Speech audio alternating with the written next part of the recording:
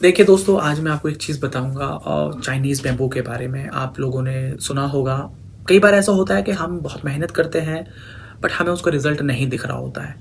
तो क्या है ना, ऐसा भी होता है कि वो जो मेहनत है, वो ऐसा नहीं है वो ज़ाया हो रही है, वो आपके लिए एक स्ट्रॉन्ग बेस बना रही है। तो यहीं पर एग्ज़ाम्पल दिया जाता है चाइनीज़ बैम्बू का।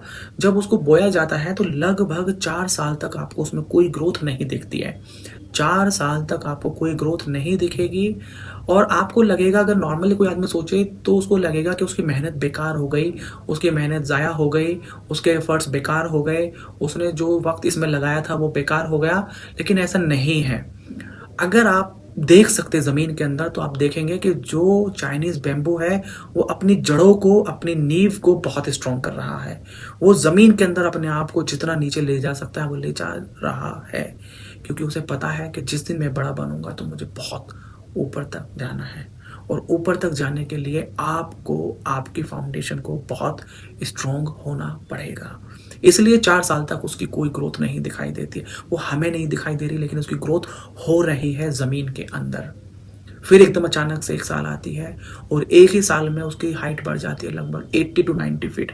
आप सोचिए कि 4 साल तक ये इंतज़ार करना है कि अब वो ज़मीन से बाहर निकलेगा, अब वो बाहर आएगा, अब ग्रोथ बढ़ेगी और एक ही बार में इतनी ज़्यादा हाइट।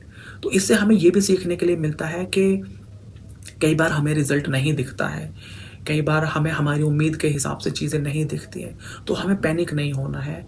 बस हाँ, एक चीज़ हमेशा याद रखनी है, मेरी मेहनत में, मेरी कोशिश में, मेरी जुस्तजू में, मेरे एफ़र्ट्स में बेईमानी नहीं होनी चाहिए।